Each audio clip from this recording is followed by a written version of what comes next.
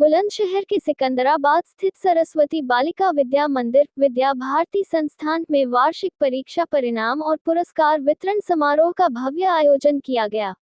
मुख्य अतिथि एमएलसी श्री नरेंद्र सिंह भाटी, पूर्व कैबिनेट मंत्री, यूपी सरकार, ने दीप प्रज्वलित कर कार्यक्रम की शुरुआत की।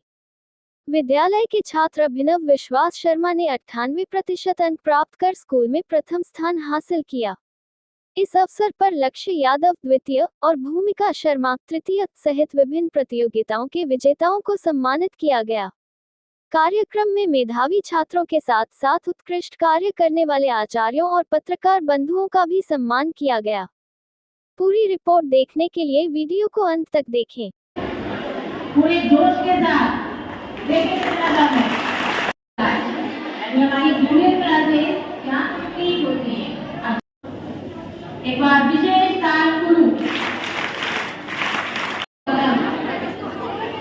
भैया ने 1200 में से 72.83% अंक लेकर अपने आप को प्रथम स्थान प्राप्त कराया है। तो 9th से आमंत्रित करती हूँ भैया तरुण सिंह, श्री प्रमोद सिंह।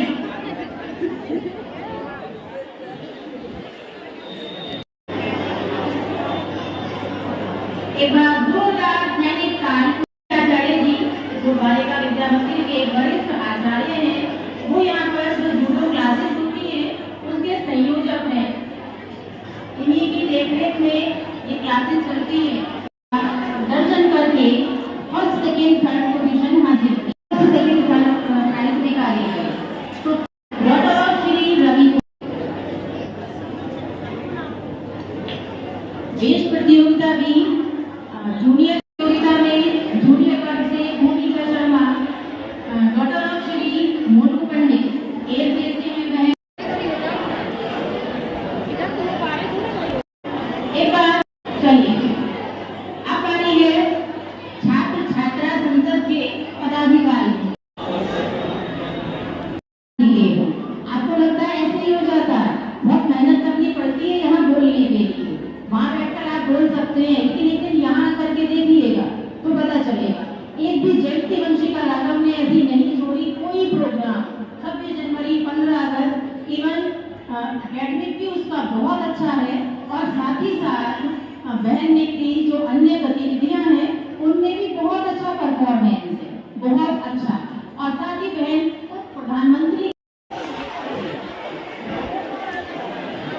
ध्यान से भूमिका शर्मा, श्री मोनू पंडे एक से है, हंसिका सैनी, श्री सोनू सैनी, साक्षी doctor Shri Deepak Kumar, Anamika IFMB 6A से। जरूर कहाँ जा रहे हो? प्रणाम माँ, ये आशीर्वाद दीजिए, मैं विद्यालय जा रही हूँ। नहीं जरूर, आज से तुझे वो वाले विद्यालय में जाने की कोई जरूरत नहीं है।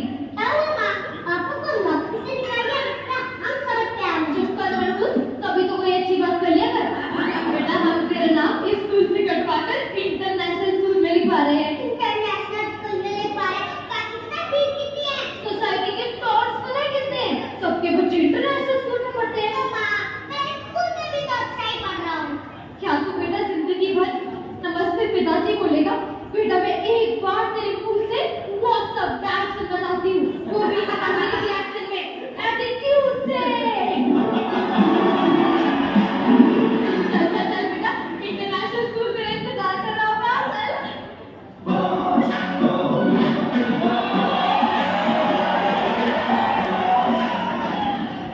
नमस्ते, मैं अपने बच्चे के एडमिशन के लिए आई थी। बैठिए बैठिए, बैठ बेटा।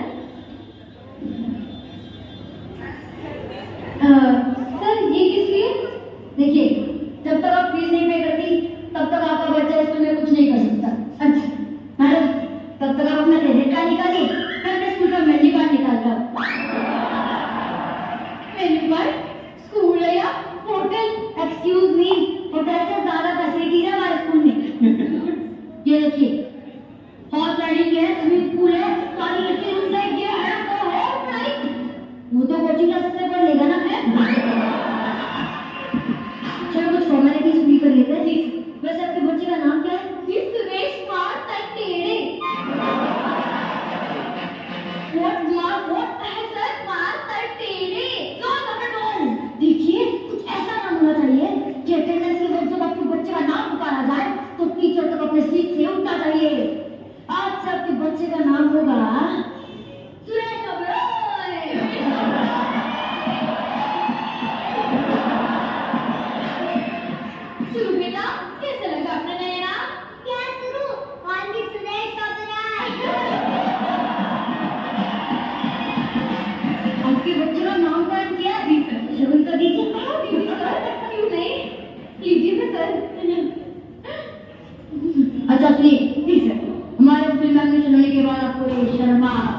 यादव इन बच्चों को दूर रहना होगा। लेकिन सर यादव जी की बच्ची तो ओलंपिक में गोल्ड मेडल लेकर आई है। अरे मैडम गोल्ड मेडल सिर्फ शोकेस में अच्छे लगते हैं, सक्सेस के रेस में बड़े बड़े गोल्ड मेडल भूखे रह गए।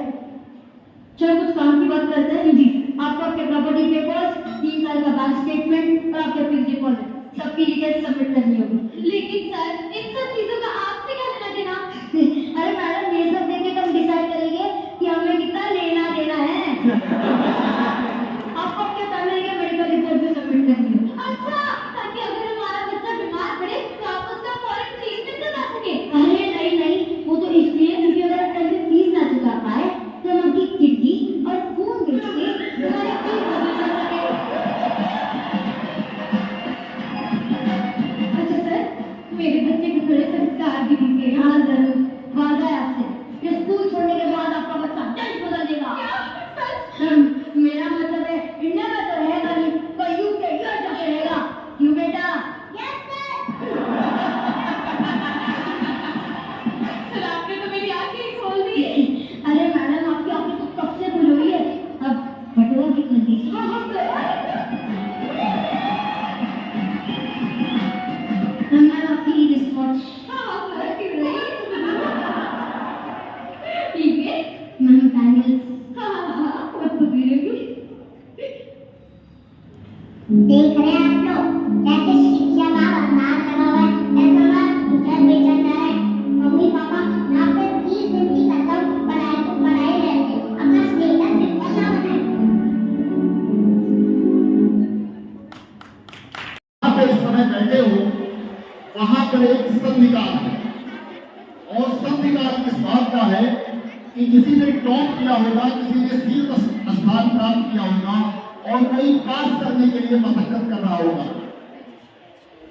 और जब आप पीछे जाकर के इतिहास में देखेंगे तो पास करने वाला पीछे बैठा होता है जीवन के किसी क्षणों में, और जो पीछे हो गया वो कितनी कितनी चौकड़ी मेहनत से कहीं शीर्ष पर बैठा हुआ मुस्कुरा रहा होता है। भैया भैया जी, आप सही बात कर रहा हूं, बहुत मेहनत से आया हूं 2 मिनट समय निकाल के, और बिल्कुल आपके जीवन के निर्माण की बात कर रहा हूं। आपको नंबरों से नंबर एक गिनती होती है, जैसे उम्र एक संख्या होती है। कोई 86 साल में बहुत काम कर रहा होता है, कोई अपने आप को 50 साल में कृत मान चुका होता है। संख्याओं का जोड़ घटाव चलता रहता है। अंक हम इसलिए बदलते हैं कि हमारी आज की मेहनत हमको दिख जाए। तमाम मैंने गार्जियन को देखा अपने बच्चों को रोबोट बनाते हुए, अरे सुबह 5 बजे पढ़ो, दूध पियो, खाना खाओ, इतने टाइम पे पढ़ना है, इतने टाइम पे उठना है, इतने टाइम बैठना है। रोबोट नहीं बनना है, लेकिन मेहनत और परिश्रम में हमें पीछे भी नहीं रहना है। क्षितिज स्तर से हो या सागर मंथन, श्रम संयम और आशा का करना होगा बंधन, इन चक्रों से जय मिलेगी, जय श्री से होगा अभिनंदन। अगर आप में श्रम की शक्ति है, संयम, अपने आप को नियंत्रित कर पाने की शक्ति है और प्रतीक्षा थोड़ी बहुत कर सकते हैं, तो निश्चित रूप से आप विजय श्री आपका कदम चुमेगी। लेकिन ये संस्था जिसके लिए जानी जाती है, चरित्र निर्माण के लिए, वो आपका बिगड़ गया। अगर भैया जी, आप सब लोगों के चेहरे को मैं देख रहा हूं, सारी बहन जी मुझे देख रही है, लेकिन आप लोग एक दूसरे से बात कर रहे हो, और यही एक दूसरे से बात करते रहना, अपने लक्ष्य के प्रति संकेंद्रित होकर ना देख पाना, सबसे बड़ा मुश्किल जीवन का यही होता है। अन्यथा ना कोई ज्यादा है, ना कोई कम है, ना कोई बड़ा है। जिसने नियंत्रित भाव से स्वयं को संकेंद्रित कर लिया, उसके लिए कोई भी लक्ष्य बड़ा नहीं होता, बहुत ही छोटा होता है। तो जिस रचनात्मकता की बात मैं कर रहा हूं, वो है कि देख कर बाधा विघ्न घबराते नहीं, रहे भरोसे भाग्य के दुख भोग पछताते नहीं, काम कितना ही कठिन हो किंतु उकताते नहीं, वीर में चंचल बने हुए वीर दिखलाते नहीं। डाल देते हैं विरोधी सैकड़ों ही अड़चने, उस जगह से काम अपना ठीक करके ही चले। ऐसे विश्वास, अगर विश्वास के साथ अगर आप नित आगे बढ़ते रहेंगे तो निश्चित रूप से विजय श्री आपके कदम चुमेगी। आप आज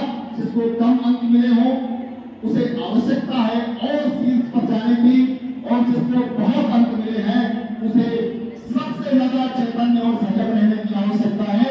कई बार वो अपने अभिमान में अंकों को खो बैठता है और वो पीछे चला जाता है। तो घबराने की जरूरत नहीं है। अंकों के खेल को बिगड़ने नहीं देना है, लेकिन अंकों के खेल में हमें उलझना भी नहीं है और रचनात्मकता अपनी बनाए रखनी है कि हम कोई भी कार्य हो रहा है तो उसके पीछे कारण होता है जरूर। उस कारण तक पहुंचने की अगर हमारी इच्छा है, हमारी शक्ति है और दृढ़ इच्छा शक्ति है, तो निश्चित रूप से आप में मौलिकता पनपेगी, आप में मौलिकता विकसित होगी, रचनात्मकता विकसित होगी और निरंतर आप आगे बढ़ते हुए चले जाएंगे। हम बहुवादी पहचानने के पोषक हैं, जो जिस परंपरा से है। एक की बात हो रही थी, हमारी संस्कृतियों का उपहास बनाया जाता था, तमाम रीति चलती नहीं है। 35 करोड़ देवताओं से हम किस से माने, तो लोकतंत्र पर एक दिन बात चल रही थी। मैंने कहा कि लोकतंत्र बहुलवाद का पोषक है, यानी शक्ति को एक जगह नहीं इकट्ठा होनी चाहिए, शक्ति का विस्तार होना चाहिए, वितरित होनी चाहिए। तो देवताओं के शक्ति को वितरित करने की संकल्पना केवल हमारी संस्कृति में है कि हमने 33 करोड़ देवताओं में अपनी शक्ति का, यानी हमने अपनी सभी शक्तियों के साथ मिलकर के हमने बहुलवाद की एक स्थापना की। यही हमारी रचनात्मकता थी।